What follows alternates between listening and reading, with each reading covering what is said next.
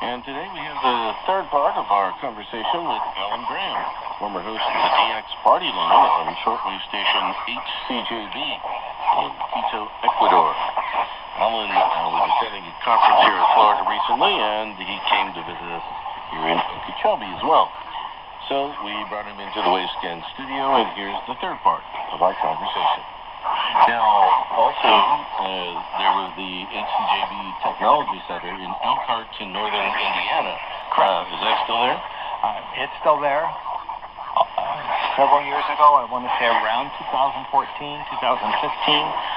it was actually spun off as a separate ministry, so they are legally separate from what was HCJB, which later became Reach Beyond, and they continue to do incredible things.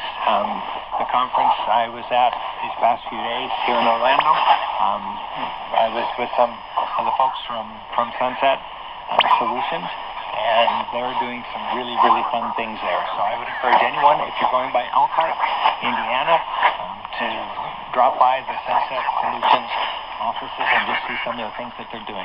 Yeah, we had a couple of National Association of Shortwave Broadcasters annual meetings there. Excellent. Very, very, very nice place.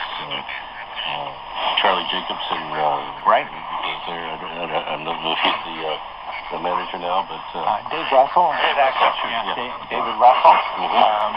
Charlie Jacobson still is there, and one of the lead engineers. And then you have people like Doug Weber. Quite a few people had served before in Ecuador, made the transition from Ecuador to Elkhart. So what? The big building where where the studios were in Quito, is that still what, the FM headquarters?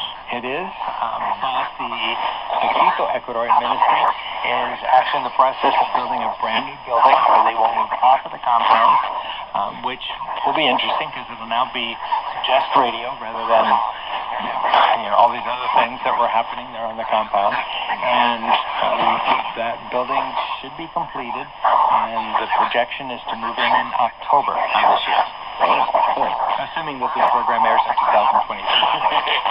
It should. And before we forget about the Technology Center in Elkhart, that's where many of the HCJB shortwave transmitters were actually built, right? Correct. Probably the most notable was the HC500, 500K transmitter, which is an incredible piece of work, and then several HC100s. 100K transmitters were built there. And some of those ended up at Reach Beyond Australia, right? Correct.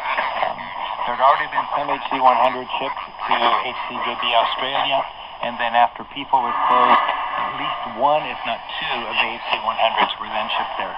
And I don't know where the other ones went. Because Wavescan listeners will remember a few weeks ago we talked with Ian Stagg of Reach Beyond Australia about all of their operation there, which is really nice.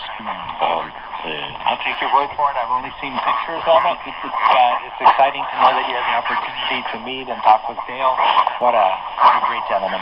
Yeah, and they are hosting the HFCC High Frequency Coordination Conference in near Brisbane, Australia, in September. Excellent.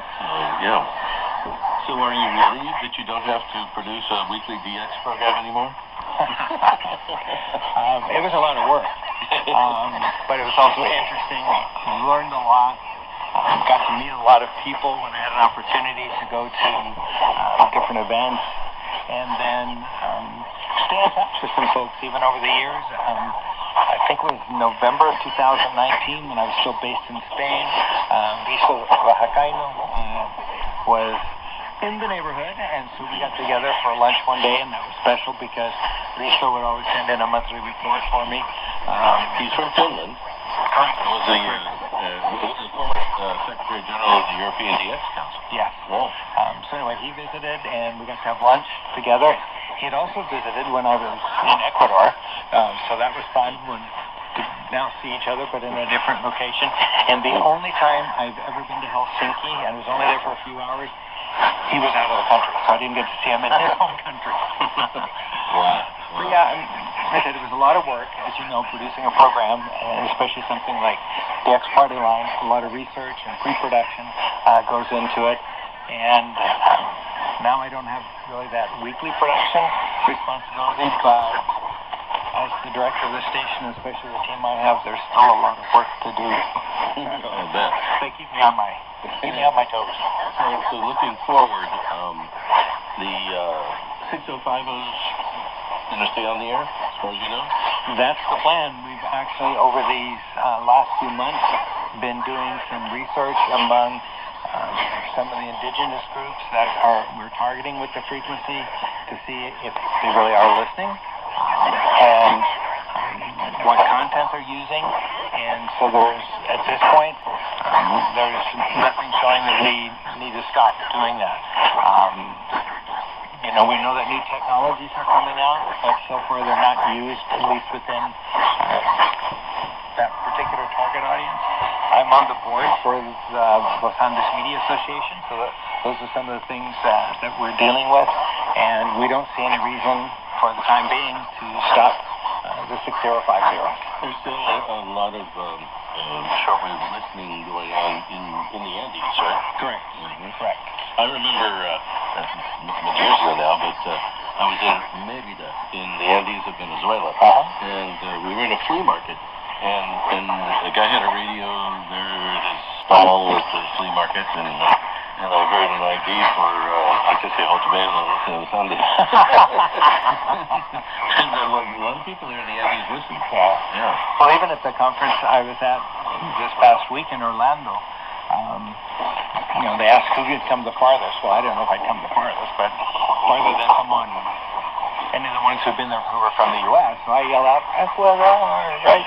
And so a gentleman comes up afterwards and he says, "You said you're from Ecuador, right?" And I go, "Yes." He goes, "By chance have you heard of HCJB?" And I go, "Yeah, it sounds familiar." So that's actually who I'm working with. And he goes, "Yeah, I used to listen to HCJB on shortwave when I was a kid, and now I work in radio." So it's like, it was a lot of fun. Yeah. And so for you, you're going to continue there in Guayaquil at HCJB too? As far as I know. As a missionary, might be sent elsewhere, might be sent to Okeechobee, Florida. I don't know. And people who want to listen can hear it on the internet, right? HCJB too. Oh, yeah, okay. I didn't know. I want to make sure which station I was supposed to promote at this point. Yes, it's hcjb2.org, and we also have an app, which is radio, HCJB2. So, all right, great. Practice your Spanish. Well, Alan, thanks for stopping by here in Okeechobee, and have a good trip back to Ecuador. We'll keep in touch. All right, well, thanks for the opportunity after many years to be back here on Wavescan. That was Allen Graham of HCJB2 in Guayaquil, Ecuador.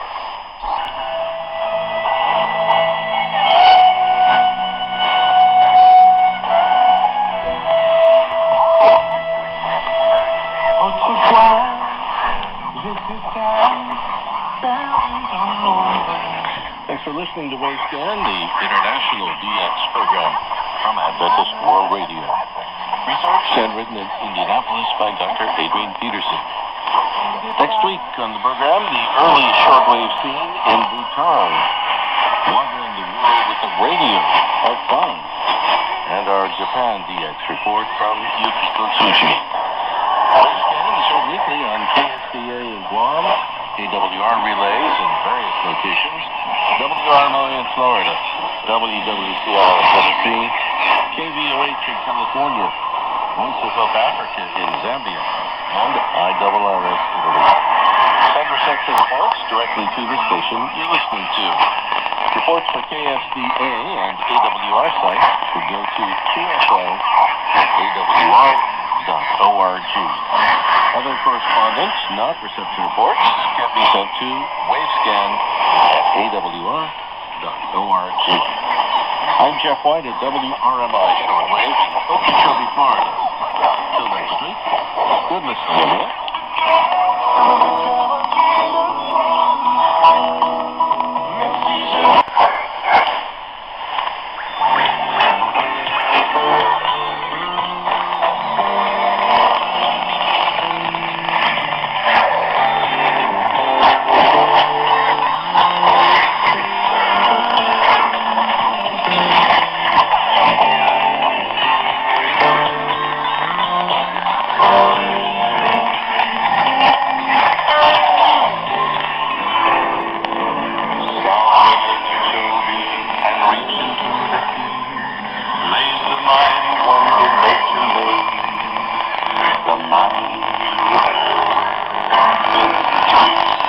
is WRMI Radio Miami International, Okeechobee, Florida, USA.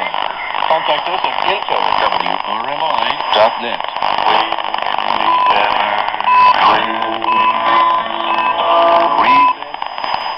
The Pre-Master Television on International Shortwave Radio via WRMI, Okeechobee, Florida, USA. Please send your comments to hotline at thepremastertv.com. From the United States of America, this is WRMI.